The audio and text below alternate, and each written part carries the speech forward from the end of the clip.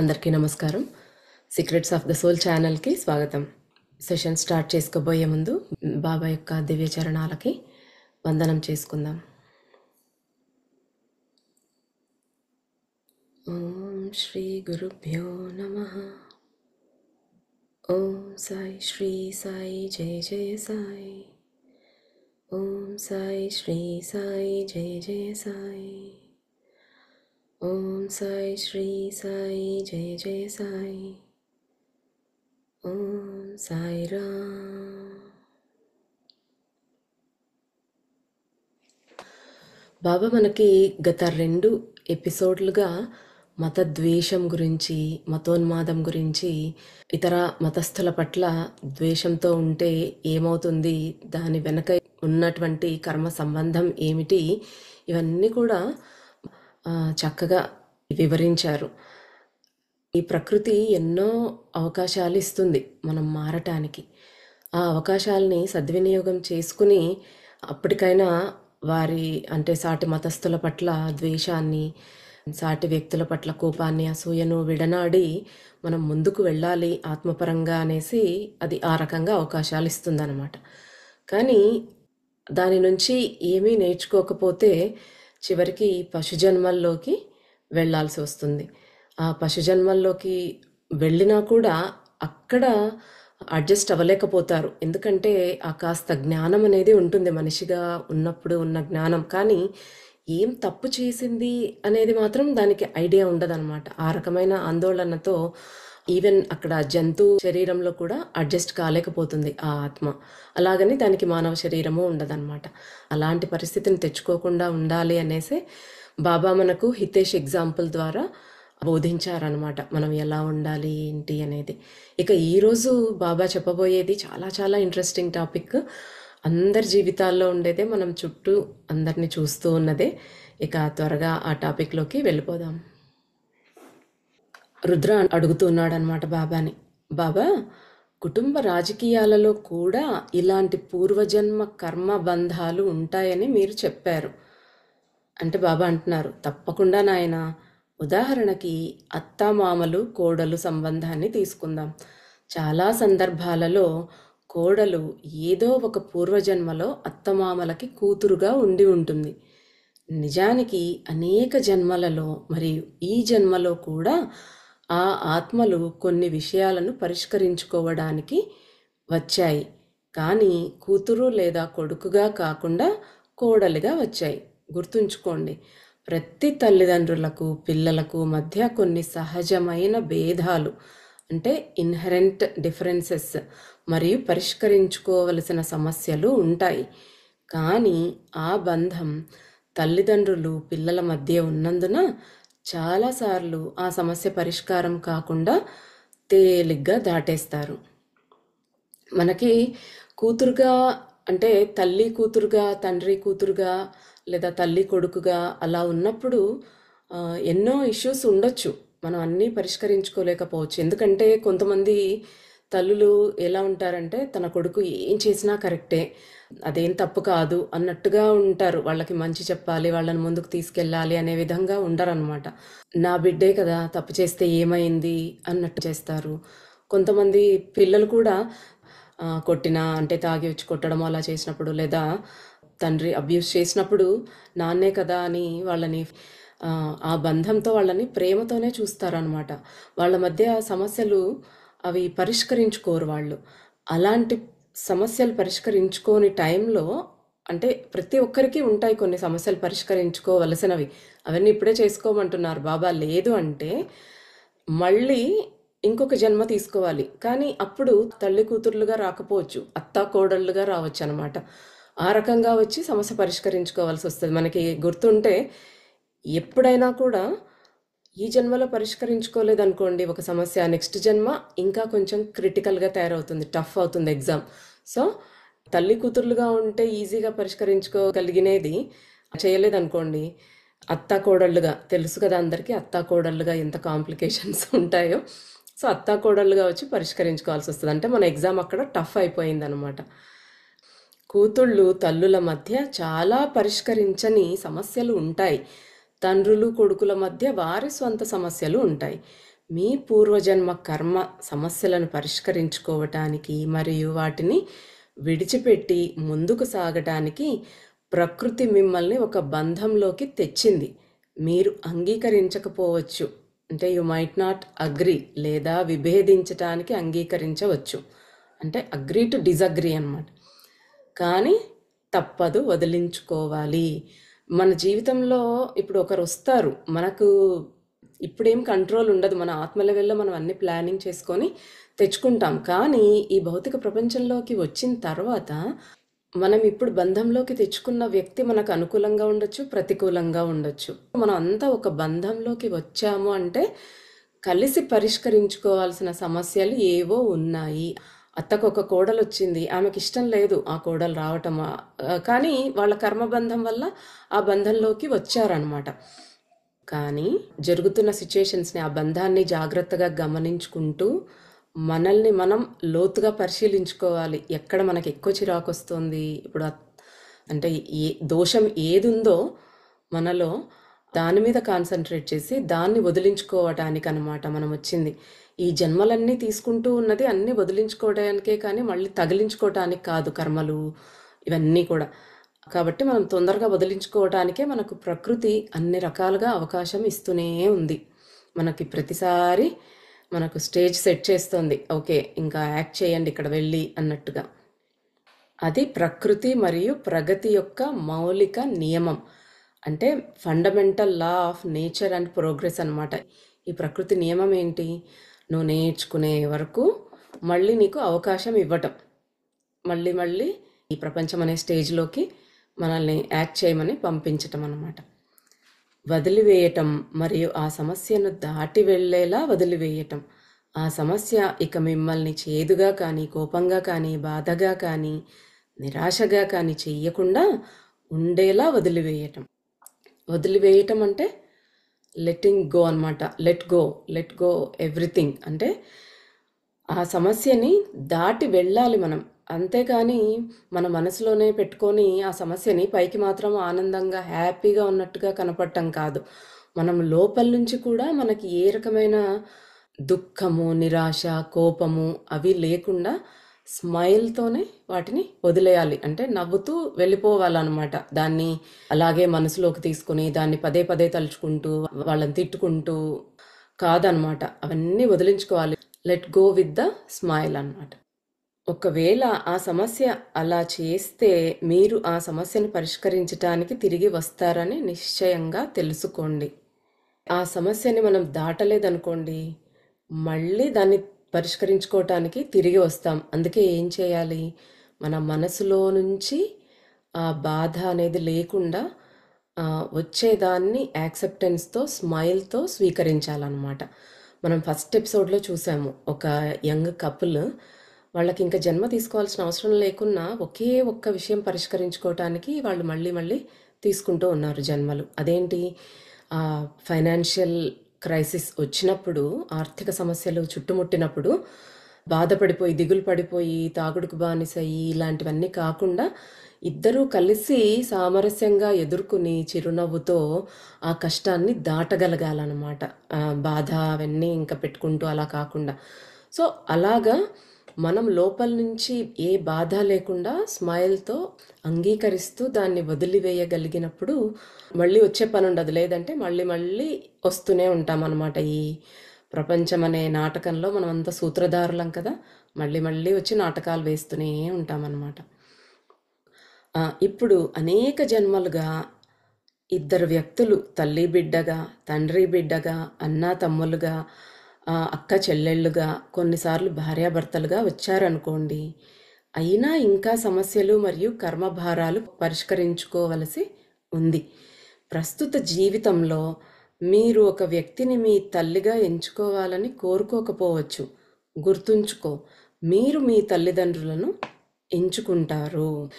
మనం ఎన్నో జన్మల నుంచి ఎన్నో రిలేషన్స్లో ఉండొచ్చు. అంటే అన్నదమ్ములుగా, అక్క చెల్లెళ్ళుగా, తల్లి బిడ్డలుగా, భార్యాభర్తలుగా ఎన్నో రకాలుగా వచ్చినా కూడా ఇంకా మన సమస్యలు పరిష్కరించబడాల్సి ఉండేటివి ఉంటూనే ఉన్నాయన్నమాట. అంటే మనం ఫుల్గా అన్నీ వదిలించుకోలేదు, అన్నీ సాల్వ్ చేసుకోలేదు మన మధ్య ఉండే సమస్యలు ఆ రిలేషన్లో. కోపం వచ్చినప్పుడు కొంతమంది అంటూ ఉంటారు, నన్ను ఎందుకు కన్నావు, అసలు ఎవరు కనమన్నారు నిన్ను అని అడుగుతూ ఉంటారు. తర్వాత అసలు ఈ ఫ్యామిలీలో పుట్టకపోయి ఉండాల్సింది, చాలా డబ్బున్న ఫ్యామిలీలో పుట్టాల్సింది, అప్పుడు ఈ సమస్యలన్నీ ఎదుర్కోవాల్సి వచ్చేది కాదు కదా, మీరే ఎందుకు వచ్చినారు నాకు తల్లిదండ్రులుగా, ఇలాగా కోపంలో మాట జారుతూ ఏదోదో మాట్లాడేస్తూ ఉంటామన్నమాట. కానీ బాబా చెప్తున్నాడు, గుర్తుంచుకోండి, మీ తల్లిదండ్రులను మీరే సెలెక్ట్ చేసుకుంటారు. మన తల్లిదండ్రులు మనల్ని సెలెక్ట్ చేసుకోలేదు, మనమే మన తల్లిదండ్రులను సెలెక్ట్ చేసుకున్నాం. నేనే నా తల్లిదండ్రుల్ని చూస్ చేసుకొని వచ్చాను. సాధారణంగా అది తల్లే కానీ తరచుగా కర్మబంధం అంత తీవ్రంగా ఉంటుంది. మీరు సమస్యలను పరిష్కరించుకోవటానికి లేదా తండ్రికి దగ్గరగా ఉండటానికి తల్లిని ఎంచుకుంటారు.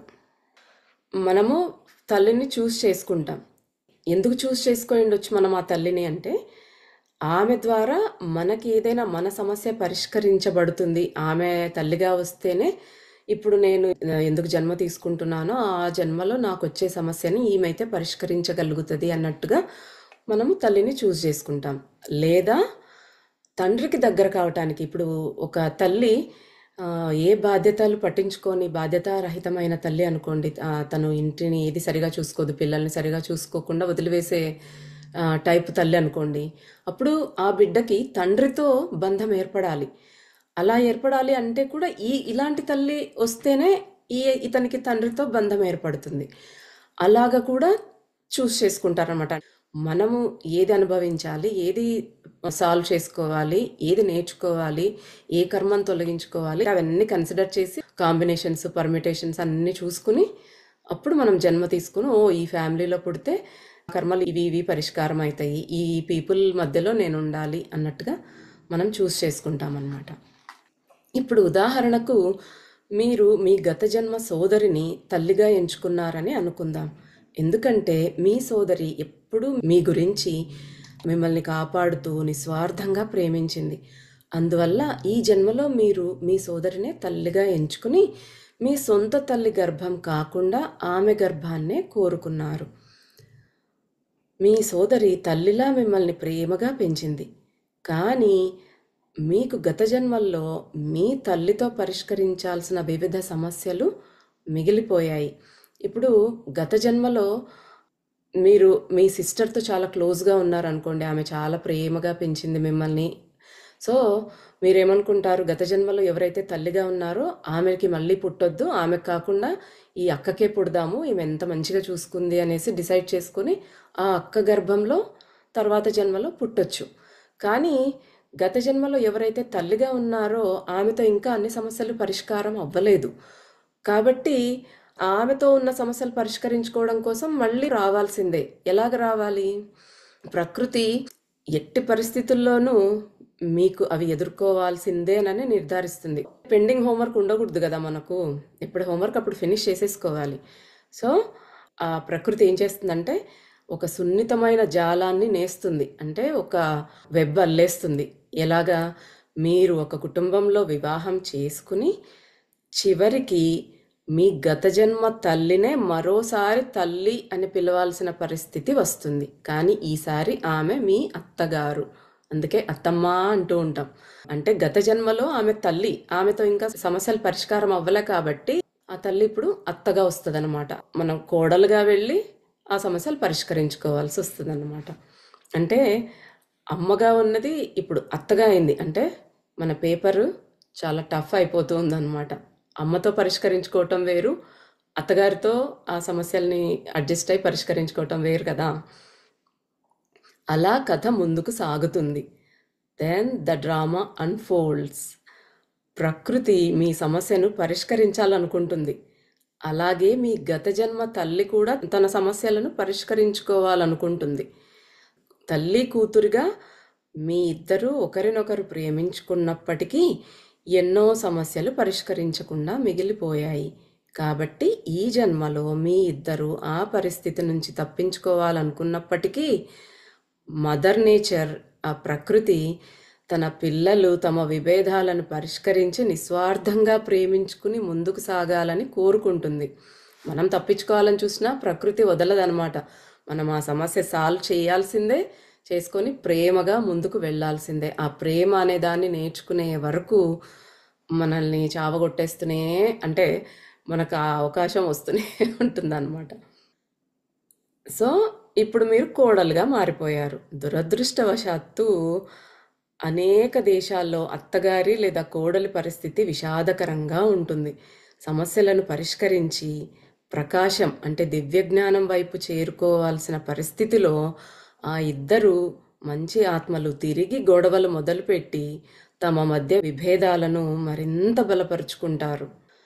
కానీ అత్త కోడలుగా రావడం వెనుక ఇంత స్టోరీ ఉందని మనకు తెలియదు కదా. సామాన్య మానవులకి ఎవరికి ఆ జ్ఞానం ఉండదు. అందులో ఈ శరీరంలోకి వచ్చిన తర్వాత ముందు జన్మ జ్ఞానం ఏది ఉండదు, అన్నీ మర్చిపోతాం. ఆత్మకు ఈ శరీరాన్ని కప్పుకొని వచ్చేసాం. ఈ శరీరంతో దాన్ని పరిష్కరించుకోవటానికి వెంటనే ఆ జ్ఞానం ఉండదు కాబట్టి వెంటనే క్లాషెస్ వస్తాయన్నమాట. అత్త కోడళ్ళుగా మారగానే ఆమె చేసింది ఈమెకు నచ్చదు, ఈమె చేసింది ఆమెకి నచ్చదు. అత్తగారు తన కొడుకుని దూరం చేసేస్తోంది కోడలు అనుకుంటుంది, కోడలు అత్తగారు తన భర్తని తన నుంచి దూరం చేస్తున్నారు అనేసి అనుకుంటారు. ఇద్దరికీ కంపాటిబిలిటీ ఉండేది చాలా తక్కువ కుటుంబాల్లోనే, చాలా మెచ్యూర్డ్ సోల్స్ ఉంటేనే ఉంటాయి. ఎంత ఇవన్నీ విన్నా నేర్చుకున్న థియరిటికల్ నాలెడ్జ్ ప్రాక్టికల్గా ఉండాల్సిందే. ప్రాక్టికల్గా వచ్చేసరికి అత్త ఒక మాట అనింది అంటే, మామ ఒక మాట అన్నాడు అంటే వెంటనే కళ్ళనీళ్ళు పెట్టేసుకోవడమో లేకపోతే వాళ్ళ మీదకి వెళ్ళటమో అలాగుంటుంది. అంటే వాళ్ళ మీద కోపం వస్తోంది, వాళ్ళని ప్రేమగా చూసుకోవట్లేదు అంటేనే తెలుసుకోవాలి, ఓ నన్ను నేను మార్చుకోవాలి, ఈ క్లాషెస్ వస్తున్నాయి ఇప్పుడు అంటేనే వాళ్ళన్నది నా మనసులో తొలుస్తూనే ఉంది, నన్ను బాధ పెడుతూ ఉంది అన్నప్పుడు అత్తైనా కోడలైనా వెంటనే చెక్ చేసుకోవాలన్నమాట. లేదంటే ఇంకా తీవ్రంగా నెక్స్ట్ జన్మలోకి తెచ్చుకుంటాం. అప్పుడు ఇంకా పరిస్థితులు ఎలా ఉంటాయో తెలియదు. మరి అత్తా కోడలు కాకుండా ఇంకా భయంకరంగా ఎదుర్కోవాల్సిన పరిస్థితి ఏదొస్తుందో నాకు తెలియదు. అలాంటి సిచ్యుయేషన్ వచ్చిందంటే చాలా కష్టం. సో ముందే కొంచెం ఇవి వినటమే కాకుండా ప్రాక్టికల్ లైఫ్లో ప్రాక్టీస్ చేద్దాం మరి. సో సమస్యలను పరిష్కరించి దివ్యజ్ఞానం వైపు చేరుకోవాల్సిన స్థితిలో ఆ ఇద్దరు మంచి ఆత్మలు తిరిగి గొడవలు మొదలుపెట్టి తమ మధ్య విభేదాలను బలపరుచుకుంటారు. అంటే మనకి జ్ఞానం వైపు చేరుకోమని పంపిస్తే మళ్ళీ గొడవలు మొదలు పెట్టుకొని విభేదాలని పెంచుకుంటూ ఉంటామన్నమాట. అట్లా చేయొద్దు అంటున్నారు బాబా. ఇద్దరు మంచి ఆత్మలు కర్మబంధంలో చిక్కుకుపోయి రాజకీయాలు, కుట్రలు, చిన్న చూపు, భర్తను భార్య నుంచి దూరం చేయాలనుకోవడం లేదా కొడుకుని తల్లికి దూరం చేయాలనుకోవడం లాంటి నరక యాతనలో మునిగిపోతారు. పొద్దున్న లేచినాంచి మనం ఇవే కదా చూస్తుంటాం, ఇవే వింటూ ఉంటాం. సమస్యలను పరిష్కరించాల్సిన స్థితిలో సమస్యలను మరింత పెంచి మరిన్ని జన్మల పాటు కర్మ సమతుల్యాన్ని అంటే కార్మిక్ బ్యాలెన్సింగ్ని కొనసాగించాల్సిన పరిస్థితి ఏర్పడుతుంది. అంటే పరిష్కరించుకోకుండా మనం వాటిని ఇంకా పెంచుకొని ఆ కర్మను బ్యాలెన్స్ చేసుకోవడానికి మరిన్ని జన్మలు ఎత్తాల్సి వస్తుందన్నమాట. ఇదంతా మరీ దారుణంగా మారి ఒక దశకు వచ్చినప్పుడు ప్రకృతి ఇది వ్యర్థమని గుర్తించి వారిని తిరిగి పరిణామ క్రమంలో back in to the evolutionary chart అనమాట పంపించేస్తుంది, వెనక్కి పంపించేస్తుంది. వంటి మీద భారం మోసే మృగాలుగా మారే స్థాయికి లేదా ఇంకా దుర్భాగ్యంగా అభివృద్ధి లేని స్థాయికి పడిపోవలసిన పరిస్థితి ఏర్పడుతుంది. అంటే down the chart of evolution అంటే ఎవల్యూషనరీ చార్ట్లో కిందికి వెళ్ళిపోతాం. నేర్చుకోవాల్సినది నేర్చుకోలేదనుకోండి, ఇంకా ప్రకృతి చూసి చూసి చూసి అవకాశాలు ఇచ్చి విసుగొచ్చి అదే కదా అనుకున్నాం, ఏం చేస్తుంది, పశు జన్మల్లోకి పంపించేస్తుంది. అప్పుడు ఒంటి మీద భారం మోసే మృగాలుగా అంటే ఏ గాడిదగానో అలాంటి స్థితికి ఇంకా ఏమీ ముందుకు అభివృద్ధి లేని స్థితికి వెళ్ళిపోతామన్నమాట. అలాంటి పరిస్థితికి ఎందుకంటే వారు సరళమైన సమస్యలను సాధారణ నాగరిక మానవుల్లా పరిష్కరించుకోలేకపోయారు. నాగరిక మానవులైతే జుట్లు పట్టుకొని కొట్టుకోవటము, కట్నం కోసం పీడిస్తూ పెట్రోల్ పోసి తగలపెట్టటము, లేదా ఇంటి పనంతా చాకరీ అంతా చేయిస్తూ సతాయించటము, లేదా కోడలు అనుకోండి వృద్ధ అత్తమామలని చూసుకోకుండా వాళ్ళకి ఫుడ్ పెట్టకుండా ఏ వృద్ధాశ్రమాల్లోనో జాయిన్ చేసేయటము, వాళ్ళని చూసుకోవాల్సిన రీతిలో వాళ్ళని గౌరవించకుండా చూసుకోకపోవడం, ఇలాగా ఇవన్నీ ఏంటంటే నాగరిక మానవులు చెయ్యని పనులు. ఇలాంటి పనులు చేస్తున్నప్పుడు చాలా ఈజీ సమస్యలవి. కానీ వాటిని కాంప్లికేట్ చేసుకుని అంటే ఇలాంటివన్నీ ఇలాంటి చర్యలు ఈ తగలెట్టడాలు ఇవన్నీ ఎలా ఉంటాయంటే మనిషి జంతువుగా ప్రవర్తించేదాన్ని చూపిస్తున్నాయి అన్నమాట ద్వేషంతో. మనమేదో టెర్రరిజమే చాలా ఎక్కువ, వాళ్ళు ఎంతమందిని చంపుతారు, ఎలా చంపుతున్నారు, ఎంత హింస పెడుతున్నారు అనుకుంటాం. కానీ మనం నిత్యము చూసే ఇలాంటి సిచ్యుయేషన్స్ మనకు హింసలాగా కనపడకపోవచ్చు. కానీ వీళ్ళు టెర్రరిస్టుల కంటే కూడా ఇంకా హింసాత్మక చర్యలు చేస్తూ ఉన్నారనమాట ఇలాంటి వాళ్ళు.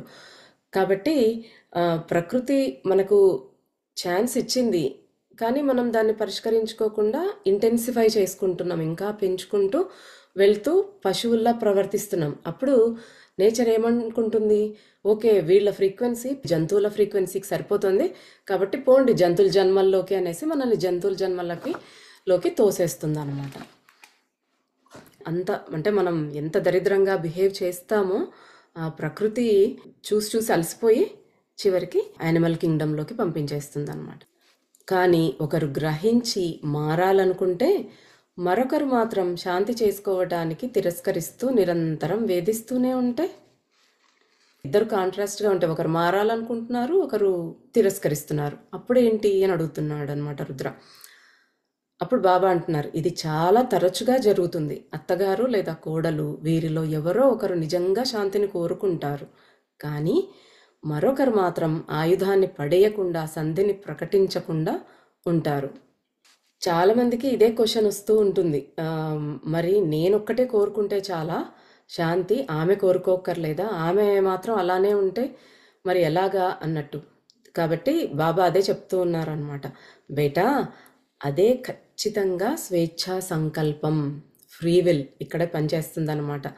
స్వేచ్ఛా సంకల్పం పనిచేసే ఏరియా ఇదే.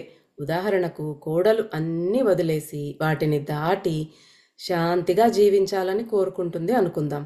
ఆమె నిజంగా ఎలాంటి ద్వేషం అవమానం కలిగి లేకుండా వాటిని దాటి వెళ్ళిపోయింది. ఆమె ప్రాధాన్యత ఆనందం, ప్రశాంతత, శాంతి, ముఖ్యంగా తన గురువు లేదా పేదవారికి సేవ చేయటం లేదా ఒక మంచి మనిషిగా ఉండటం అయితే, అంటే ఇప్పుడు నిజంగా లోపల ఆనందాన్ని కోరేవారు, ఇప్పుడు కోడలు ఆనందాన్ని కోరుతోందనుకోండి, అత్త ఎన్ని తిట్టినా ఏం చేసినా ఆవిడ పట్టించుకోదు. తన ధ్యాసనంతా కూడా భగవంతుడి మీద పెట్టి తను ప్రజెంట్ మూమెంట్లో అంటే అంటే వీళ్ళు అన్నవి పట్టించుకోకుండా అనమాట. ఆ చెవులు ఓపెనే ఉన్నా కూడా ఆ అత్త తిట్టేవి ఏవి తను పట్టించుకోదు. ఏదైనా భగవదర్పణం కృష్ణార్పణం అని కృష్ణుడికే ఇచ్చేస్తుంది. మనము స్టోరీ కూడా వింటుంటాం, సతీ సక్కుబాయిన ఒక పతివ్రత ఉన్నారు కదా, ఆవిడకి అత్త వేధింపులు చాలా ఉంటాయి అని ఆమె ఏం చేస్తుంది, కృష్ణుడినే తలుచుకుంటూ కృష్ణుడిలోనే లీనమైపోతూ ఉంటుందన్నమాట. సో అత్తగారిచ్చిన పనులన్నీ కూడా చివరికి ఆ కృష్ణుడే వచ్చి నెరవేరుస్తాడు. అంటే అలాగా ఉండగలిగిన వాళ్ళు త్వరగా ముందుకు వెళ్ళిపోతారు, వాళ్ళ ఆత్మ ముందుకు వెళ్ళిపోతుందన్నమాట. మనం స్వేచ్ఛా సంకల్పం అన్నారు బాబా, అంటే ఆమె అంటుంది కాబట్టి నేను అనకుండా ఎలా ఉంటాను అనే పట్టుదల కాకుండా మనం శాంతిని కోరుకుంటే మన మార్గంలో మనం వెళ్ళిపోతాం. అత్త ఆమె కర్మను ఆమె పెంచుకుంటూ పోతుంది, ఆమె పరిణామక్రమం ఆమెది ఉంటుంది. ఎవరి సోల్ ఎవల్యూషన్ వాళ్ళదే, అంటే ఎవరి కర్మ, ఎవరి జన్మ, ఎవరి పర్పస్ వాళ్ళదే అనమాట, ఇంకొకరితో సంబంధం లేదు. ఆమె అంటుంది కదా నేనెందుకు ఊరుకోవాలి అనేసి మనం చేస్తే అక్కడ మన ఫ్రీ విల్, మనం ఏది కావాలో మనం చూస్ చేసుకోవచ్చు. అలాగే ఆమెతో పాటు గొడవపడి ఇంకా కొన్ని జన్మలు తీసుకుంటూ కర్మలు పెంచుకుంటూ ఉందామా, లేదా నేను ఇక్కడికి ఇంకా అయిపోయింది చాలు, ఆమె ఏమన్నా అనుకోని పోన్లే పెద్దది కదా, అత్త కదా, అమ్మ లాంటిది కదా, అనుకోనిలే ఏమన్నా అనుకోనిలే అని పట్టించుకోకుండా చిరునవ్వుతో ఎదుర్కొని అన్నీ ఆ భగవదర్పణం చేయగలిగినప్పుడు ఆమె ఎవల్యూషన్ ప్రాసెస్ అనేది చాలా ఎక్కువగా ఉంటుందన్నమాట. కోపము చిరాకు పడేవాళ్ళు ఎంతోమంది ఉంటారు, కానీ ఇలా ప్రేమతో ఉండగలగడం అనేది గ్రేట్ అనమాట. క్షమాగుణంతో, ప్రేమతో, స్మైల్తో ఎదుర్కోవడం అనేది హయ్యెస్ట్ ఫ్రీక్వెన్సీ, అంటే మనం చాలా ఉన్నతంగా ఎదిగాము అనటానికి గుర్తు అనమాట. కాబట్టి ఎవరు ఏమన్నా అత్తాకోడలనే కాదు, ఎవరు ఏమన్నా కూడా వాళ్ళ మీద కోపం పెంచుకుని వాళ్ళని తిట్టుకోకుండా, ఓకే వాళ్ళ ఆత్మస్థితి అక్కడికే ఉంది, వాళ్ళు అంతే, అంతకన్నా ఎక్కువ ఆలోచించలేరు, వాళ్ళకి తెలిసింది అంతే, వాళ్ళ దగ్గర ఉన్నది వాళ్ళు ఇస్తూ ఉన్నారు, నా దగ్గర ఉన్నది నేను ఇవ్వాలి. నాకు ప్రేమ ఉంది, నేను ఇస్తున్నాను. వాళ్ళతో పాటు పోటీగా నేను వాళ్ళలాగా దిగజారిపోవాల్సిన అవసరం లేదు. నేను ముందుకు వెళ్ళాలి అంటే ఇవన్నీ పట్టించుకోకూడదు అనేసి మనల్ని మనము వాళ్ళని క్షమిస్తూ, అంటే మనం బాధపడకూడదు మళ్ళీ లోపల పైకి నేను పట్టించుకోవట్లేదు అనేసి లోపల వాటిని గురించే ఆలోచిస్తూ అలా ఉండకూడదు అనమాట. మనకి లోపల బయట కూడా వాళ్ళ మీద కోపము ద్వేషము లేకుండా వాళ్ళని పూర్తిగా క్షమించేసి మనం ముందుకు వెళ్ళాలన్నమాట. మనకి ఏది ఉంటే మనం అది ఇస్తాము అనేసి ఒక స్టోరీ ఉంది చూడండి. ఇద్దరు నేబర్స్ ఉంటారు, మధ్యలో ఒక గోడ వాళ్ళకి అడ్డుగా ఉంటుందన్నమాట. ఒక నేబర్ ప్రతిరోజు కూడా తన ఇంట్లో ఉన్న చెత్తని ఆ గోడ అవతలికి వేస్తుంది. అంటే ఆ నేబర్ ఇంట్లో పడేలాగా, ఆ ఇంటి కాంపౌండ్లో పడేలాగా వేస్తుంది అనమాట. ఈమె రోజు చూస్తుంది, చెప్తుంది, బట్ ఆమె వినట్లేదు, అలానే చేస్తుంది. తర్వాత ఈమె అలాగే, అందరూ నువ్వు కూడా అలాగే చేయొచ్చు కదా అనేసి చెప్తారనమాట. అంటే లేదు, నేనెందుకు అలా చేస్తాను, అది తప్పు అని నాకు తెలుసు. ఆమెకు ఉన్నది ఆమె ఇస్తుంది, నాకున్నది నేను ఇస్తున్నా. అంటే నాకు ఆ ద్వేషం అవన్నీ లేవు, ప్రేమ మాత్రమే ఉంది. సో నేను ఆమెనేమి తిట్టుకోవటం కానీ ఏమీ లేదు. కానీ ఆమె దగ్గర ఓన్లీ చెత్త ఉంది కాబట్టి ఆమె చెత్త ఇస్తుంది. నా దగ్గర అది లేదు, నా మనసు మంచిగా ఉంది కాబట్టి నేను అలా చేయట్లేదు అని చెప్తూ అలాగా స్టోరీ ఉంది చూడండి. సో మనం మంచిగా ఉంటే మనం మంచిగా ఇస్తాం ఎదుటి వాళ్ళకి. లేదంటే ఏది ఉందో మనలో ద్వేషము ఇవన్నీ మనం కూడా వేరే వాళ్ళకి అవే షేర్ చేస్తామన్నమాట. కానీ క్షమలో ఉండడమే హైయెస్ట్ ఫ్రీక్వెన్సీ, అదే మన లక్ష్యం అన్నమాట. సో ఆమె నిజంగా ఎలాంటి ద్వేషం అవమానం కలిగి లేకుండా వాటిని దాటి వెళ్ళిపోయింది. ఆమె ప్రాధాన్యత ఆనందంగా ఉండడం, పెద్దవారికి పేదవారికి సేవ చేయటము, ఒక మంచి మనిషిగా ఉండటము. అలాగా ఎప్పుడు భగవంతుడిలో లయమై ఉన్నవాళ్ళు కర్మలో నుంచి బయటకు వచ్చేస్తారనమాట. మనం మళ్ళీ ఫీల్ అవ్వట్లేదు అంటే మళ్ళీ కర్మబంధంలోకి వెళ్ళట్లేదు, అక్కడికి క్షమించేసి వదిలేస్తున్నాము అంటే అక్కడికి ఆ కర్మ సైకిల్ని కట్ చేసేస్తున్నాం అనమాట. ఆమె కర్మ సంబంధిత పరిణామాల నుంచి, కర్మ భారం నుంచి విముక్తి పొందుతుంది. ఆమె ఆత్మ ముందుకు వెళ్ళి ముందుకు సాగుతుంది. Moves forward and moves on. గుర్తుంచుకో బేటా, ఒకవేళ నువ్వు ద్వేషాన్ని, కోపాన్ని, అసహనాన్ని, బాధను పట్టించుకోకుండా ఉంటే నువ్వు ముందుకు సాగిపోయినట్టే.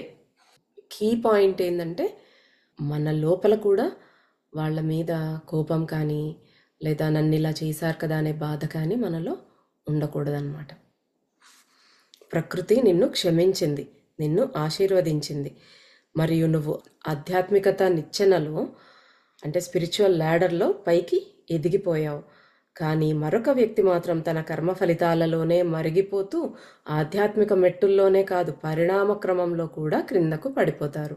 ఎవరైతే ఇలాగ క్షమ ప్రేమతో ముందుకు వెళ్తారో వాళ్ళు ఆ స్పిరిచువల్ ల్యాడర్ని పైకి ఎక్కుతూ ఉన్నారు. ఎవరైతే క్షమించలేకుండా ఇంకా ఆ కోపాలు ప్రతీకారాలలోనే ఉన్నారో వాళ్ళు కిందకి పరిణామ క్రమంలో కిందకి వెళ్ళి జంతువుల్లోకి వెళ్ళిపోతారనమాట.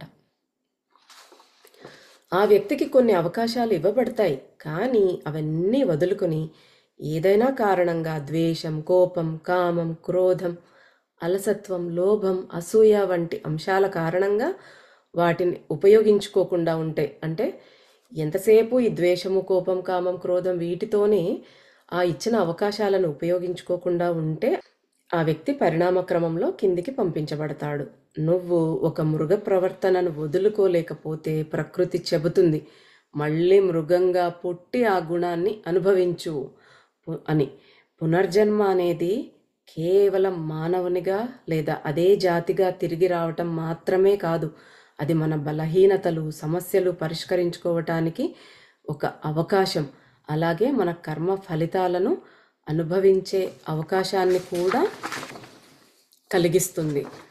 మళ్ళీ జన్మ తీసుకున్నాము మనిషిగా, కేవలం మనిషిగా రావటమే కాదు, బలహీనతలు ఇవన్నీ పరిష్కరించుకోవడానికి మళ్ళీ మనకు ఒక అవకాశం అన్నమాట ఆ మనిషి జన్మ అనేది. మళ్ళీ పుట్టామంటే మళ్ళీ కర్మ చేసుకోమని, తప్పులన్నీ చేయమని కాదు. ఏవేవి పరిష్కరించుకోవాలో, ఏవేవి అధిగమించాలో వాటిని అధిగమించటానికి నీకు ఇవ్వబడిన ఒక అవకాశం అన్నమాట.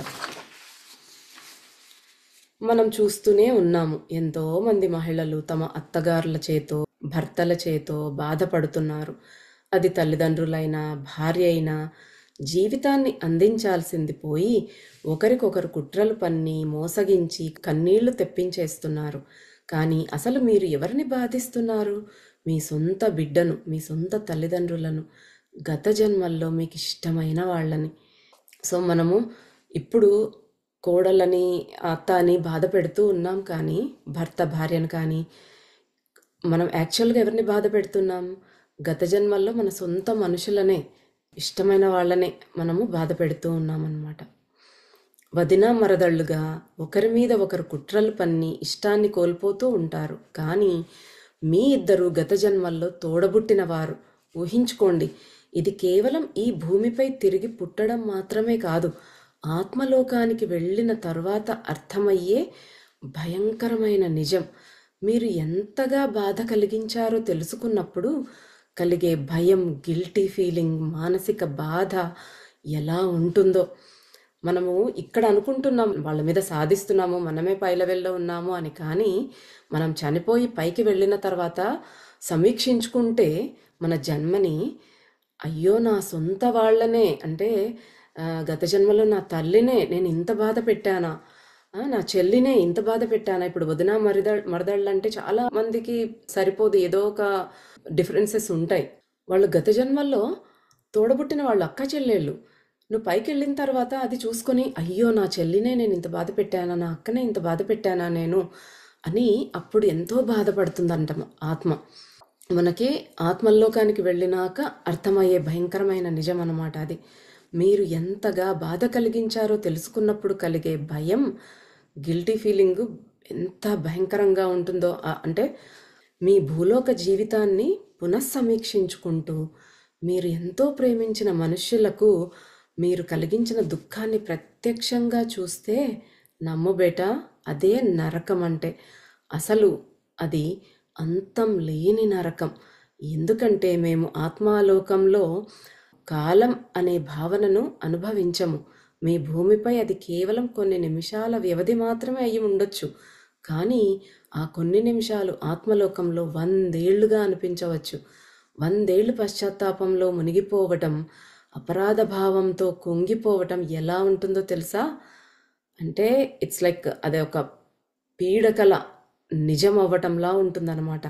ఆ క్షణాన్ని ఫ్రీజ్ చేసి నిరంతరం మిమ్మల్ని వెంటాడేలా ఉండిపోవడం. అంటే అదే మూమెంట్లో మనకి ఇక్కడ టైం ఉంది.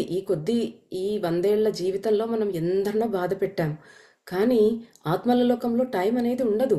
మనకి ఇక్కడ ఏదో 10 నిమిషాలుగా గడిచినది అక్కడ 10 యుగాల్లాగా తోస్తుందనమాట.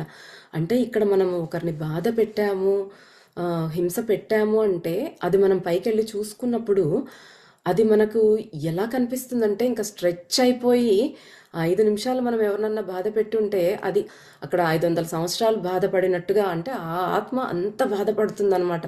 అంటే అన్ని సంవత్సరాలు పశ్చాత్తాపంలో మునిగిపోవడం. అయ్యో నేను అలా ఎందుకు చేశాను, అలా చేయకుండా ఉండాల్సింది, అయ్యో ఎంత బాధ పెట్టాను అనే పశ్చాత్తాపం ఫీలింగ్ అన్నన్ని వందల సంవత్సరాలు అనుభవిస్తే ఎలా ఉంటుందో అక్కడ తెలుస్తుందనమాట ఆ బాధ. మనం ఇక్కడ అవన్నీ అర్థం చేసుకోలేక ఈ క్షణికమైన జీవితమే పర్మనెంట్ అనుకొని ఇక్కడ ఎన్నో తప్పులు చేస్తూ ఉన్నాం.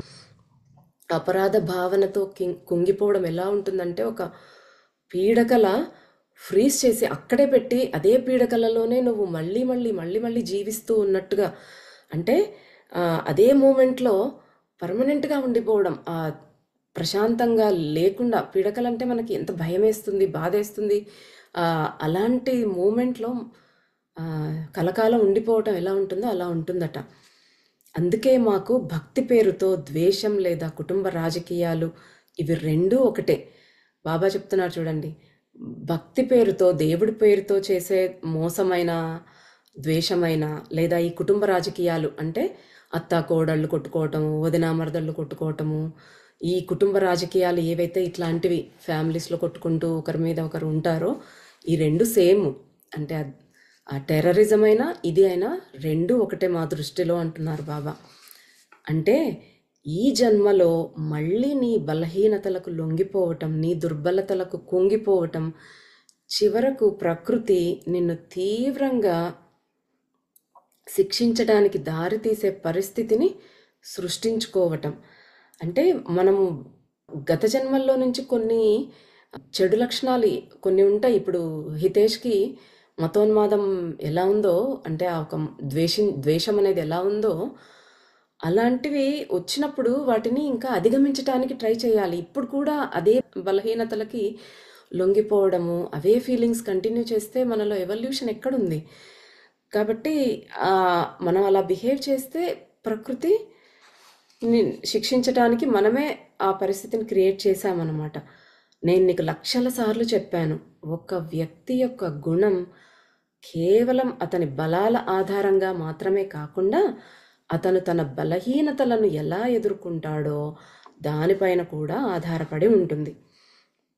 మనం ఇంతకుముందు చెప్పుకున్నాం ముందు సెషన్స్లో, గుర్తుందా? ఒక వ్యక్తి పరీక్షించబడతాడు. మనకు ఒకే పరిస్థితి ఎదురవుతుంది అంటే మనల్ని టెస్ట్ పెడుతూ ఉన్నారనమాట అక్కడ. అంటే మనకున్న బలాలలో కాదు, మనకి ఏదైతే బలహీనత ఉందో, ఏదైతే మనం ఓవర్కమ్ అవ్వలేకపోయామో గత జన్మలో, దాని మీదే మళ్ళీ ఈ జన్మలో టెస్టులు జరుగుతాయన్నమాట. ప్రతి వ్యక్తికి అతని బలహీనతలపై ఆధారపడి ప్రత్యేక పరీక్షలు ఎదురవుతాయి. అవి బకాసురత్వం, అంటే ఈటింగ్ ఎక్సెసివ్లీ, టూ మచ్గా తినేయటం. కానీ కామం, క్రోధం, లోభం, అలసత్వం, మోహం, అహంకారం, అసూయ, అధికార పిపాస లేదా స్వార్థపరమైన అధికారం కోరికల రూపంలో రావచ్చు. అది రాజకీయాల్లో అయినా, కుటుంబంలో అయినా, వ్యాపారంలో అయినా, దాతృత్వంలో అయినా, స్నేహంలో అయినా, ఏ రంగంలో అయినా కావచ్చు. ప్రకృతి చూస్తుంది నువ్వు నీ బలహీనతల ప్రదేశంలో ఎలా ప్రవర్తిస్తావు, ఎలా నటిస్తావు, ఎలా స్పందిస్తావు. ఇప్పుడు హితేష్ ద్వేషం దగ్గర మళ్ళీ ఈ జన్మలో కూడా ఓడిపోయాడు, దాన్ని అధిగమించలేదు. అప్పుడు ఒక మతం మీద ద్వేషం, ఇప్పుడు మతం మీద ద్వేషం. అలాగే మనం కోపం అధిగమించాలని వస్తే ఇప్పుడు మళ్ళీ కోప్పడుతూనే, ఎప్పుడూ కోపంలోనే జీవిస్తున్నాం అనుకో, అంటే మన బలహీనత అది కాబట్టి దాని మీదే టెస్ట్. మనకి ఎప్పుడు కోపం వచ్చే సంఘటనలే ఎదురవుతాయి, అలాంటి వ్యక్తులే ఎదురవుతారు మనకు. అదంతా టెస్ట్. అది ఆలోచించుకొని ఈ కోపంలోంచి ఎలా బయటపడాలి అని ఆలోచించి బయటపడితే ఓకే, లేదంటే ఇంకంతే.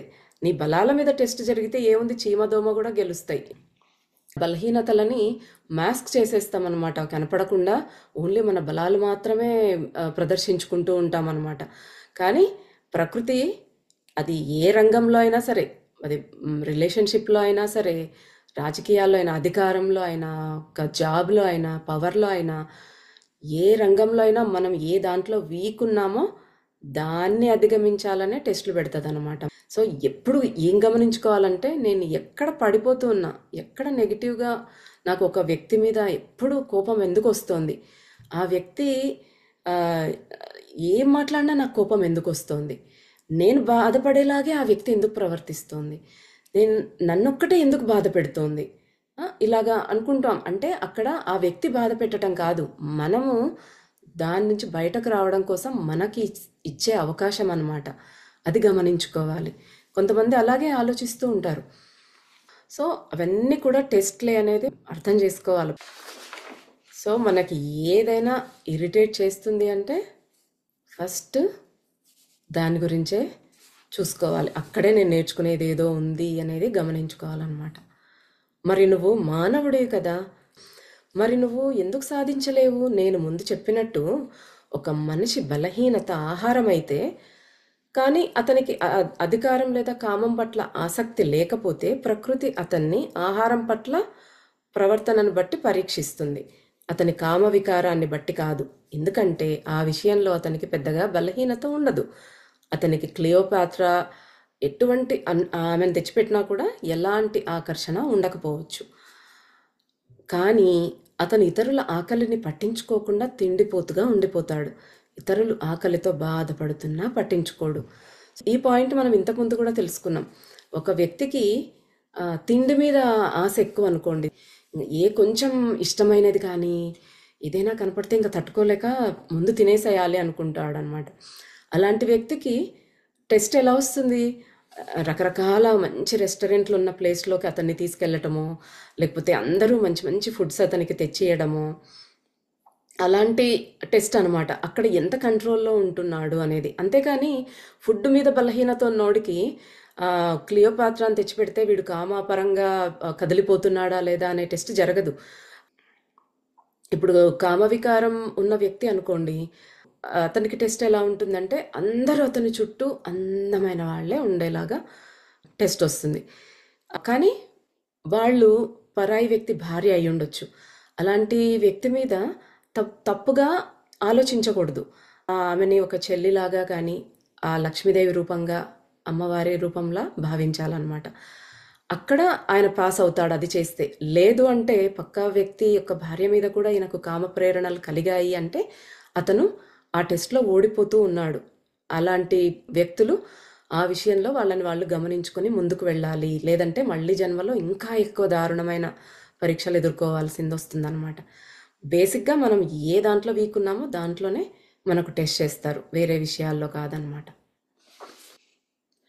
ప్రకృతి పరీక్షించదలిచింది ఏమిటంటే ఎవరైనా మరింత ఆకలితో ఉండి లేదా పస్తులుండి బాధపడుతూ ఉన్నప్పుడు అతనికి ఆ వ్యక్తిని పోషించే అవకాశం ఉన్నప్పుడు, కానీ అదే సమయంలో తన కడుపుని నింపుకునే అవకాశం కూడా ఉన్నప్పుడు అతను ఎలా ప్రవర్తిస్తాడో చూడాలని. కాబట్టి నా బిడ్డ, నీ బలహీనతలపై పనిచేయి. ఇదే ఆధ్యాత్మికంగా ఎదగడానికి ప్రకృతిచే ఇవ్వబడిన రహస్య మంత్రం, ఒక తాళం చెవి లాంటి వాక్యం, అంటే నేచర్స్ పాస్వర్డ్ అండ్ మంత్ర అన్నమాట. గమనించినట్టయితే ఎందరో భక్తుల చరిత్రల్లో వాళ్ళు చాలా పూర్గా ఉంటారు, 2-3 రోజులు పస్తులు ఉంటారు. చివరికి ఒక్కరోజు ఏదో కాస్త అంత తౌడో ఏదో దొరికితే ఆయన భార్య గంజి కాచి ఇంటిల్లపాదికి ఇంకా ఇవ్వాలనేసి పెడుతుంది. కరెక్ట్ అదే టైంలో భగవంతుడు ఒక బీదవాడి ఆకలితో మలమల మాడిపోతున్న వాడి రూపంలో వచ్చి టెస్ట్ చేస్తాడు. చాలా ఆకలిగా ఉంది, నేను ఇంకా చచ్చిపోతాను, నాకు కాస్త ఉంటే పెట్టు అని. పోపో మాకే దొరకలేదు 4 రోజుల నుంచి, ఇప్పుడిప్పుడు ఏదో దొరికింది, మేము తాగుతాము, ఈ గంజి అంటావా లేదా ఆ వ్యక్తికి ఇస్తావా? అలాగ టెస్ట్ చేసినప్పుడు ఎంతోమంది భక్తులు పాస్ అయ్యారు. వాళ్ళు తినకుండా అంటే అతని భాగము ఆ వ్యక్తికి ఇచ్చేస్తాడు. అయినా ఆ వ్యక్తి ఆకలి తీరదు, నాకు ఇంకా ఆకలి అంటాడు. అప్పుడు భార్య కూడా తెచ్చిచ్చేస్తుంది, ఇంకా ఆకలి అంటాడు. ఇదంతా టెస్ట్ కాబట్టి అనమాట. అంటే మనకు టెస్ట్లు అలాగే వస్తాయి. ఇంకా తర్వాత ఆ పిల్లలు కూడా వాళ్ళ భాగం పోసుకున్న గంజిని కూడా ఈ వ్యక్తికి ఇచ్చేస్తారనమాట. అంటే టెస్ట్ చేస్తున్నారు, నువ్వు ఎలాగ ఉన్నావు, దాతృత్వంలో ఉన్నావా, నీ కడుపు నువ్వు చూసుకుంటున్నావా, పక్కవాడి ఆకలి తీర్చడానికి కూడా నీ వంతు సహాయం ఏమైనా చేస్తున్నావా అనేది ప్రకృతి గమనిస్తూనే ఉంటుందన్నమాట. ఆ పరీక్షలు పాస్ అయినట్టయితే, అందుకే ఆ భక్తులకి వాళ్ళ పరీక్ష పాస్ అవ్వగానే ఆ భగవంతుడు దర్శనమిస్తాడనమాట, వాళ్ళని పరీక్షించడానికే వచ్చాడు అని. సో మన పరిస్థితి కూడా అంతే, ప్రకృతి మనల్ని అలాగ క్రిటికల్ సిచ్యుయేషన్స్ క్రియేట్ చేసి మరీ పరీక్షిస్తుంది. అలాంటి సిచ్యుయేషన్స్ ఎదుర్కోవాల్సి వచ్చింది అంటే అక్కడే మనం గమనించాల్సింది అదే. అది మనకు టెస్ట్. మనం ఎలాగ రియాక్ట్ అవుతున్నాం, ఎలా రెస్పాండ్ అవుతున్నాము, ఎలాగా దాన్ని ఎదుర్కొంటున్నాము అనేది చాలా ఇంపార్టెంట్ అనమాట. నేచర్స్ పాస్వర్డ్ మంత్ర అదే అనమాట. మనం ఆధ్యాత్మికంగా ఎదగటానికి ఒక రహస్యమైన మంత్రం అదే, బలహీనతలని అధిగమించటం, అంతే. ఇక్కడ బాబా గుర్తుంచుకోవాల్సిన ఒక సెంటెన్స్ని చెప్తూ ఉన్నారనమాట. గుర్తుంచుకో, నువ్వు ఒక మనిషిపై కక్షను, సమస్యను, ద్వేషాన్ని లేదా కోపాన్ని గట్టిగా పట్టుకుని ఉండకపోతే నువ్వు ముందుకు సాగిపోయినట్టే. ప్రకృతి నిన్ను క్షమించింది, నీకు ఆశీర్వాదం ఇచ్చింది. సో ఎవ్వరి మీద కోపము, ద్వేషము ఏమీ లేకుండా, కక్ష లేకుండా, ప్రతీకారం తీర్చుకోవాలనే ఆలోచన లేకుండా ఉన్నాము, క్షమతో వాళ్ళతో కంప్లీట్ పీస్ అలా ఉన్నామంటే ప్రకృతి మనల్ని ఆశీర్వదిస్తుంది, క్షమించేస్తుంది. మనం ముందుకు వెళ్ళిపోయినట్టే మన ల్యాడర్లో, స్పిరిచువల్ ల్యాడర్లో. అంటే భగవంతుడిని చేరుకోవడానికి ఒక మెట్టు పైకి ఎక్కినట్టే అనమాట. నువ్వు ఆధ్యాత్మిక మెట్టుల్లో పైకి ఎదిగినావు, కానీ మరొక వ్యక్తి మాత్రం తన కర్మ ఫలితాల్లో మరిగిపోతూ ఆధ్యాత్మిక మెట్లల్లోనే కాదు పరిణామక్రమంలో కూడా కిందికి పడిపోతాడు. అంటే ఎవరైతే ఇంకా ద్వేషాన్ని పెట్టుకుని ఉన్నారో వాళ్ళు మాత్రం కిందికే పాతాళానికి పడిపోతూ ఉన్నారనమాట. అంతలో అకస్మాత్తుగా అది జరిగింది. రుద్ర చాలా కాలంగా ఎదురు చూసిన, ఎంతో ఆసక్తిగా కోరుకున్న తన భౌతిక శరీరాన్ని వదిలినప్పటి నుంచి ప్రార్థిస్తున్న ఒక అద్భుత ఘట్టం. నిజంగా చెప్పాలంటే తన జీవితంలోనూ తన ఆత్మ రూపంలోనూ నెమరు వేసే ప్రేమ, తన బిడ్డ నుంచి వచ్చే ఆ తీయని పిలుపు, ఆ తీయని జ్ఞాపకాల ప్రభావం అతడిని పూర్తిగా ఆక్రమించుకుంది. రుద్రాకి ఎప్పుడూ తన పిల్లల మీదే మనసు ఉంటుంది. తన పిల్లలు తలుచుకోవట్లేదే తనని అనేసి ఎంతో బాధపడుతున్నాడు. ఇప్పుడు ఆ క్షణం వచ్చిందనమాట. ఆ పుల్ తెలుస్తోందనమాట. తన బిడ్డ తనను పిలిచినట్టుగా అనిపించిందనమాట. సో బాబా చిరునవ్వు చిందించాడు. ఆ నవ్వులో స్వర్గాలు, విశ్వాలు అన్నీ కలిసి మూర్తీభవించాయి. కదా, ఇది జరుగుతుందని నేను చెప్పినట్టే జరిగింది. నీ తోటి వారికే కాదు, నీకు కూడా తెలియని ఒక నిజం నెరవేరింది. నీ బిడ్డ నిన్ను పిలుస్తున్నాడు. అవును, ఈ బంధం భౌతికంగా కాకపోయినా మానసికంగా, ఆధ్యాత్మికంగా అనుసంధానం ఏర్పడింది. కానీ అది మరింత నిజమైనది. నువ్వే ఇప్పుడు అది గ్రహించగలవు. వెళ్ళు బేటా, ఆ పిలుపును అనుసరించు, ఆ బంధానికి నీ హృదయాన్ని తెరువు. నేను నీకు కొంత గోప్యత అంటే ప్రైవసీ ఇవ్వాలనుకుంటున్నాను. అంటే రుద్ర ఎన్నో రోజులుగా ఎదురు చూస్తున్నది నెరవేరుతోందనమాట. అది ఫిజికల్ లెవెల్లో కాకపోయినా మెంటల్ లెవెల్లో, అంటే మానసికంగా, ఆధ్యాత్మిక లెవెల్లో, అంటే ఆత్మగా ఉన్నప్పుడు ఆ కోరిక నెరవేరుతుందన్నమాట రుద్రకి. కాబట్టి నువ్వు ఫస్ట్ వెళ్ళు, నీ పిల్లల దగ్గరికి వెళ్ళు, నేను నీకు ప్రైవసీ ఇస్తాను అంటున్నారు బాబా. అంటే రుద్ర అంటున్నాడు, నాకు మీ నుంచి ఎలాంటి గోప్యత, ఏ ప్రైవసీ అవసరం లేదు బాబా. అవును బేటా, నాకు తెలుసు. కానీ ఒక వృద్ధుడిపై కనీసం కనికరం చూపు. నాకు కొంత ఏకాంతం కావాలి. కాసేపు నన్ను వదిలేయి, నీకు కాదులే, కాసేపు నన్ను వదిలేయి, నాకు ప్రైవసీ కావాలంటున్నారు బాబా. ఇంగ్లీష్లో చెప్తున్నాను అనమాట. బాబా, if you start becoming a loner, millions of souls on earth and in the spirit plane are going to be in a real pretty jam అనేసి అంటున్నాడు. మీరు ఒంటరితనం కావాలనుకుంటే ఆత్మల తలంలో అయినా ఇక్కడైనా చాలామంది చాలా ఇబ్బంది అవుతుంది బాబా, చాలా సంక్షోభంలో పడిపోతారు అంటే బాబా అంటున్నారు అనమాట. నీ ఇంగ్లీష్ నన్ను నవ్విస్తుంది, కానీ నీ వంట చాతుర్యం మాత్రం నన్ను భయపెడుతుంది నాయన. అయినా నువ్వు నావాడివిరా, అదే ముఖ్యం. పో, నీ ఆకర్షణని, ఆ పుల్ ఏదైతే ఉందో ఆ ఆకర్షణని అనుసరించు బేటా అనేసి బాబా పంపించేస్తూ ఉన్నారనమాట రుద్రాని. సో రుద్ర ఆ పుల్ని అనుసరించి అక్కడికి, ఆ పిల్లల దగ్గరికి వెళ్ళి అక్కడ ఏం జరుగుతుంది, ఏం చూడబోతున్నాడు అనేది మనం వచ్చే వారం తెలుసుకుందాం. ఇప్పుడు బాబా చెప్పినట్టుగా మనల్ని మనం ఒకసారి సమీక్షించుకొని ఎక్కడ పడిపోతూ ఉన్నాము, ఎన్ని చోట్లనో, ఒక్కటి కాదు మనం ఎన్నో ఫిక్స్ చేసుకోవాల్సి ఉంటుంది. అది ఓవర్ నైట్ మనలో ఏం చేంజ్ రాదు, కానీ ప్రతి సిచ్యుయేషన్లో మనకి మనం గైడ్ చేసుకుంటూ ఆ బలహీనతలని అధిగమించడానికి ప్రయత్నం చేయాలన్నమాట. ఒకరి మీద కోపాలు పెట్టుకుని వాళ్ళతో చాలా సంవత్సరాలైంది మాట్లాడకుండా అనేసి చాలా గొప్పగా చెప్తూ ఉంటాం. అలా కాదు, ఎవరితోనూ ఎవరి మీద ఏ కోపం లేకుండా చాలా రోజులు అయింటే వాళ్ళకు ఒక్కసారి ఫోన్ చేసి మాట్లాడండి. వాళ్ళు క్షమించడానికి రెడీగా ఉండొచ్చు, మీకోసమే ఎదురు చూస్తూ ఉండవచ్చు. వాళ్ళు అలా చేయలేకపోవచ్చు, కానీ మనలో ఆ జ్ఞానం ఉంది. బాబా ఇవన్నీ, ఈ నాలెడ్జ్ అంతా మనకి ఇస్తున్నారు అంటే, మన దగ్గరికి ఇదంతా వచ్చింది, ఈ నాలెడ్జ్ అంతా అంటే మనం ఆ స్టేజ్లో ఉన్నాము, మనం ఆ బలహీనతలని మనము అధిగమించగలిగే స్థితి మనకు వచ్చింది. కాబట్టే మనకి ఇవన్నీ ఇంకా క్లియర్గా బోధిస్తూ ఉన్నారు. మనం అవన్నీ గమనించుకుని ఎవరితో అయితే మనకు మనస్పర్ధలు ఉన్నాయో వాళ్ళతో ప్రేమగా మాట్లాడడానికి ట్రై చేద్దాం. ఒక మెసేజ్, ఒక కాల్ చేయటం కానీ ఏదో ఒకటి వాళ్ళతో కాంటాక్ట్ అయ్యి ఎవరితో అయితే మనస్పర్ధలు ఉన్నాయో అవన్నీ పరిష్కరించుకోవడానికి ట్రై చేయండి. వాళ్ళు ఒకవేళ సిద్ధంగా లేకపోయినా మీరు ట్రై చేయండి. ఇక్కడ అదే కదా బాబా చెప్పింది, ఎవరి సోల్ జర్నీ వాళ్ళదే. కాబట్టి వాళ్ళు క్షమించలేకపోతే వాళ్ళు కర్మబంధంలో కిందికి వెళ్తారు, ఇంకా వెళ్ళిపోతూ ఉంటారు. కానీ మనకు తెలిసిన తర్వాత అట్లీస్ట్ మనం చేయాల్సినది మనల్ని మనం ఫిక్స్ చేసుకోవటం. వాళ్ళ మీద ఏ ద్వేషాలు, కోపాలు ఏమీ మనసులో ఉంచుకోకుండా పూర్తి క్షమతో, ప్రేమతో ఎవరిని చూసినా మనకి ప్రేమనే కలగాలి. ప్రేమే మనమైపోవాలి. ఆ బాబాలాగా. ఇప్పుడు మనం ఒకసారి ఊహించుకోవచ్చు. ఇప్పుడు ఒక గొడవ జరిగిందనుకోండి. ఓకే. ఈ సిచ్యుయేషన్‌లో బాబా ఉన్నారంటే బాబా ఎలా ప్రవర్తిస్తారు? బాబా అలాగే గొంతు పెంచి తను కూడా వాదించి కోప్పడి, చిరాకు పడి అలా చేస్తారా? అలా ఉండదు కదా! ఆయన ఎలాగ ప్రవర్తిస్తారు? ఆయన ఎలా రెస్పాండ్ అవుతారు అనేది మనం ఒకసారి అలా ఆలోచించుకోవచ్చు. అదొక టిప్. అంటే ప్రాక్టీస్‌లో బాబా ఎలా రెస్పాండ్ అవుతారు దీన్ని?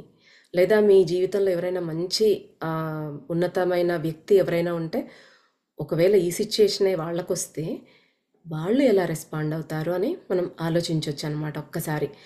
అప్పుడు ఏమనిపిస్తుంది మనకు, చీచీ బాబా మళ్ళీ దీనికి మాటకు మాట పెంచి ఇలా వాదిస్తారా? వీడింతేలే, వీడింకా కర్మలో ఇలా పడిపోతున్నాడు అనుకొని ఒక్క నవ్వు నవ్వుకొని అలా వెళ్ళిపోతాడు. ఆయన ఏది మనసుకు తీసుకోడు కదా! మన మీద కోపం పెట్టుకోడు కదా! సేమ్ అలాగే మనం కూడా బిహేవ్ చేయగలిగినప్పుడు, ఏ కోపం అనేది మనసులో పెట్టుకోకుంటే ఆటోమేటిక్‌గా ఆ వ్యక్తి మీద ప్రేమ, అంటే అందరిలోనూ బాబాని, దేవుణ్ణి చూడగలిగే స్థితి మనకు వచ్చినప్పుడు చాలా ఈజీగా మనం బాబాలో కలిసిపోతాం. అంటే ఆ భగవంతుడిలోకి కలిసిపోతాం. కానీ ఆ స్థితి ఒక్క రోజులో వచ్చేది కాదు, ఒక్కసారితో వచ్చేది కాదు.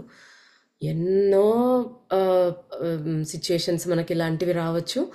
ఎంతో మందితో ఎన్నో ఎదుర్కోవాల్సి రావచ్చు. కానీ మనం ముందుకు వెళ్ళాలి అనే మన ఆశయం గట్టిగా ఉంటే అవన్నీ అధిగమించి బాబా ఆశీర్వాదం వల్ల ముందుకు వెళ్ళగలుగుతాం. కానీ గమనించుకోవడం, మనం చేయాల్సినది గమనించుకోవడం. ఎందుకంటే ఇక్కడ నేను టెస్ట్ పాస్ అయిపోయాను, ఇక్కడ నేను ఇలా లేను అనుకుంటే మనకు నెక్స్ట్‌ది ఇంకా చాలా కష్టమైనది ఇస్తాడు బాబా. ఆ టెస్ట్ కూడా పాస్ అవ్వాలి. అలాగా సెవరల్ టైమ్స్ బాబా టెస్ట్‌లు పెడుతూనే ఉంటాడు. పూర్తిగా మనం దాంట్లోంచి బయటకు వచ్చేసామా అనేది కన్ఫర్మ్ చేసుకోవాలన్నమాట ఆయన. కాబట్టి మళ్ళీ అవే సిచ్యుయేషన్స్ ఇస్తూనే ఉంటాడు, వస్తూనే ఉంటాయి. మనల్ని మనం గమనించుకొని ముందుకు వెళ్తూ ఉండాలి. అంతే మనం చేయవలసింది. ఆ భగవంతుడిని దానికి కావలసిన శక్తిని, జ్ఞానాన్ని, ధైర్యాన్ని ఇంకా ఇవ్వమని కోరుకుందాం. మళ్ళీ వచ్చే గురువారం బాబా రుద్ర ఫ్యామిలీతో అసలు ఏం జరుగుతుందో, ఏం చెప్పబోతున్నారో చూద్దాం. అంతవరకు సెలవు. స్వస్తి.